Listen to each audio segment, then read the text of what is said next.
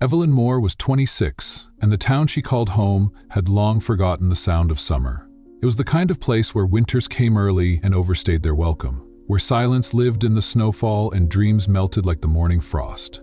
She worked at the only bookstore that still smelled of ink and dust, its wooden shelves sagging under forgotten classics. In the evenings, she tutored local kids in grammar and poetry. Words were the one currency she had always trusted.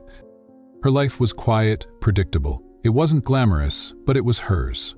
The bell above the shop door, the creak of the floorboards, the warmth of a fireplace lit with leftover pages, these were the little things she clung to, until everything fractured. It wasn't an accident. It wasn't fate. It was a signature, a desperate one, scrawled in shaking hands. Her father, once a hopeful contractor with more vision than caution, had made a deal that shattered everything Evelyn thought was hers to keep. And just like that, her name was no longer her own. The debt wasn't small. Years of failed projects, broken partnerships, and one final investment that unraveled like a loose thread in winter wool. Evelyn didn't know how deep it went, only that, by the time she found out, it was already too late.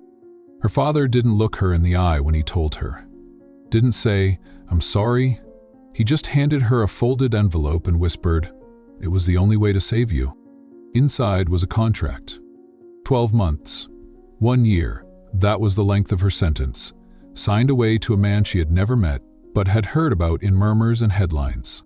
Silas Hartley, a real estate magnate who had built half the luxury resorts lining Lake Halcyon, known for turning forgotten shorelines into empires, reclusive, unreachable, rich beyond comprehension. And now, her keeper. There was no wedding, no white dress, no promises whispered under candlelight, just a silent trade. Her presence for her family's freedom. Evelyn didn't remember saying yes. She only remembered the sound of her father's voice cracking when he said her name, and how that moment smelled like rain-soaked concrete and goodbye. She left with a suitcase, a contract, and a silence that weighed more than anything she had ever carried. From that point on, Evelyn Moore wasn't just a daughter or a girl with quiet dreams. She was an agreement, a transaction, a living repayment. She told herself it was temporary. 1 year. She could endure anything for a year. But as the car pulled away from the snow-covered town, her breath caught in her throat like a secret she'd never wanted to keep. The Hartley estate sat on the edge of Lake Halcyon, like a secret too big to keep. It wasn't a home, it was a monument. Glass and stone stretched into the horizon, with windows tall enough to trap the sky, and rooms quiet enough to forget time. The car slowed to a stop at the foot of a curved stone driveway. Evelyn stepped out into the cold, boots crunching on the gravel. Her breath curled in the air like a question she didn't want answered. He was waiting. Silas Hartley stood beneath the front arch, tall, immaculately dressed in a charcoal overcoat that looked too tailored for warmth. His posture was still, too still, like marble carved into a man. His eyes, storm gray and distant, met hers for just a second. No smile, no greeting, just a nod, as if confirming that the package had arrived. She didn't look away, but inside, she was unraveling.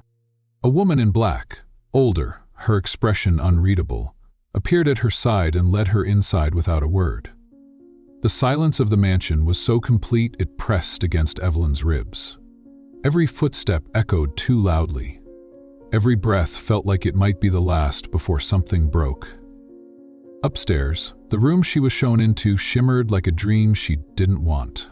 Cream walls, silk drapes, a fireplace already lit as if expecting her. The bed was impossibly wide, dressed in sheets that smelled of lavender and wealth. She didn't touch anything. She stood in the doorway, still in her coat, fingers curled around the strap of her bag like it might anchor her to the life she'd left behind. Nothing in this room belonged to her, not the fire, not the softness, not the luxury that dripped from every surface. And she knew, without being told, she didn't belong here. Not yet. Outside the window, the lake shimmered in the dusk, waves brushing against the shore like whispers. Inside, the silence wrapped itself around her, velvet and inescapable. This wasn't a rescue. It wasn't even a punishment. It was a test. And Evelyn Moore had just stepped into the cage. The first night came not with drama, but with eerie quiet. The house didn't dim like a home. It silenced itself like a stage waiting for its first act. Evelyn had been alone for hours, listening to the low hum of wind brushing against glass, the faint crackle of the fireplace fighting the stillness. When the maid returned, she didn't speak. She simply placed a folded item on the bed, a silk nightgown the color of poured cream, delicate enough to disappear against Evelyn's skin. It wasn't a suggestion, it was a signal. Evelyn didn't wear it because she was told to. She wore it because refusing would make her look weak, because if this arrangement was a transaction, she refused to be the passive party. This was not surrender, it was strategy. She slipped it on, letting the silk cling to her body like defiance dressed in elegance. She sat on the edge of the bed, legs together, spine upright, hands resting firmly on her thighs. Every inch of her posture screamed one thing: you may control the terms, but not me. The door creaked open. Silas entered, slower this time. No announcement, no arrogance, only presence. He walked with the calm of a man who never needed to raise his voice to be heard. The firelight caught the angle of his jaw, the edge of his gaze, the faint scar just above his brow, a flaw in the sculpture. He stopped a few feet away, looked at her, not hungrily but intently, measured. "You belong to me now," he said, voice low, as if stating whether. Evelyn met his gaze, steady as steel. "You bought a contract," she said, tone cold, "not a soul." There was silence. Then, to her surprise, a slow, dangerous smile curled on his lips. "Let's see how long that fire lasts," he said quietly. And then he walked out, leaving her alone, wrapped in silk, surrounded by shadows, with the knowledge that he had seen something in her he hadn't expected. Days blurred together at the Hartley estate, not in chaos, but in absolute calculated stillness. The house moved like a machine wound by silence. No raised voices, no footsteps out of rhythm. Everything existed in polished control. Evelyn adapted not by conforming, but by observing, by learning the language of this house, velvet and crystal, silence and command. She wore the gowns laid out for her, silk that slid over her skin like restraint. She dined each evening across from Silas at a table too long for comfort, under chandeliers so bright they turned the food cold. He poured wine with precision, asked her things like, "Do you read Latin?" or "Do you prefer Bach or Debussy?" Never anything personal, never anything kind. She answered just enough, never more. He never touched her, and that was the strangest part. He didn't try. No stolen glances, no lingering fingers, no lingering at all. But the tension? It was unbearable. Each look he gave her was a move, each silence he held a question, and Evelyn learned to answer without speaking. Her stares became sharper, her posture straighter. She refused the diamond earring sent to her room. She didn't thank the staff. She didn't soften. Silas didn't show frustration. But something shifted. His gaze started to linger not with lust, but with curiosity, as if she had moved from being an obligation to an anomaly. She wasn't supposed to be interesting. And yet, here she was. No raised voices, no slammed doors, no desperate pleas. Just two people, locked in a silent war across candlelit dinners and echoing hallways. No love, no lust, just tension. Like a wire pulled tight across the air between them, humming with everything unsaid. And Evelyn realized, in this house of power and protocol, she didn't need to scream to be heard. She only had to stand her ground. The cage could be a prison, but it could also be a weapon, and she was learning how to use it. The morning sun filtered through the tall windows like it was searching for something. Evelyn wandered the halls, trying to shake the feeling that sleep had only deepened her unrest. The lake outside was still, but inside her, a storm was rising. She found herself in the library, a cavernous room filled with untouched knowledge. Shelves stretched to the ceiling, the air smelled of aged paper, leather bindings, and old grief. She wasn't looking for anything, only silence, only distance. Her fingers drifted across the spines until one slipped forward under her touch. A worn volume. She pulled it out. A folded letter, yellowed and trembling with time, fell from its pages. She didn't need to open it to know. She recognized the handwriting before she read a single word. Her grandfather's, "To Silas Hartley," it began. Her breath caught in her throat. It was a plea, dated nearly 15 years ago. Her grandfather, once a respected businessman, had lost everything in a bad investment.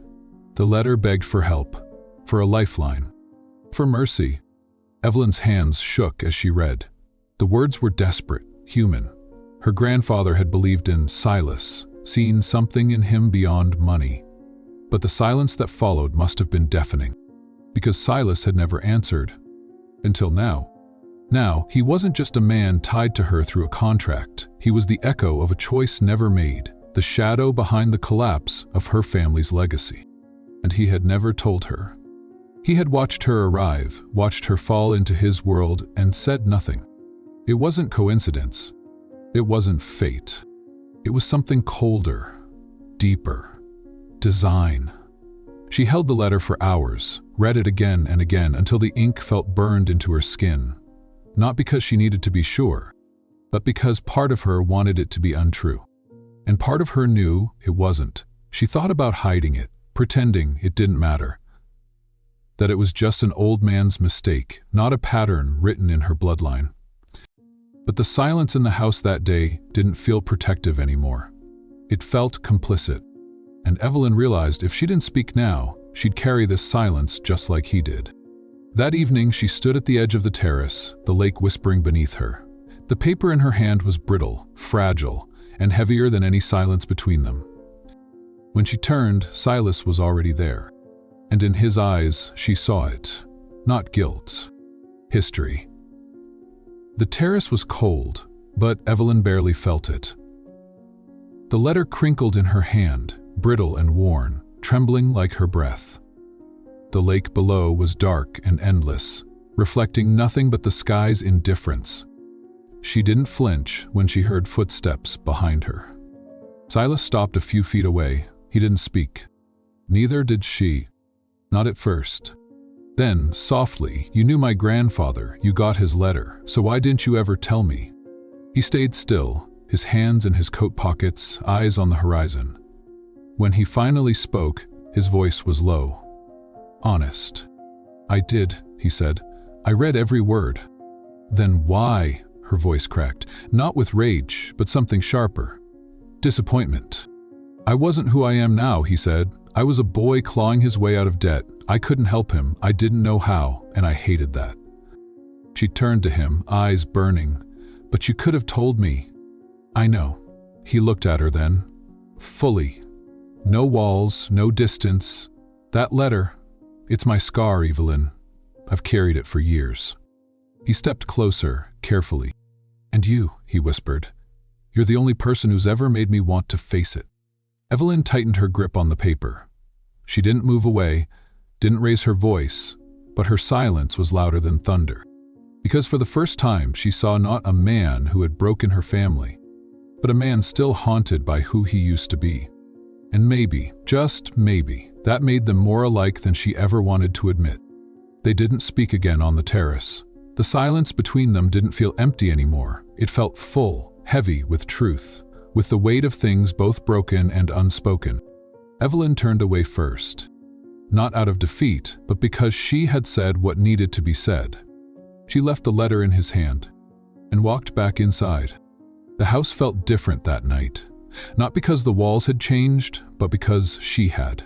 The girl who arrived with a contract now carried something else. Clarity. She wasn't here to be kept. And she wasn't leaving because she was afraid. She chose to stay. In her room, the fire was still alive, casting gold against the velvet walls. The same silk nightgown, the one she had once worn like armor, now felt different. Not lighter, not warmer, just less symbolic. She wore it because she wanted to feel present in her own skin.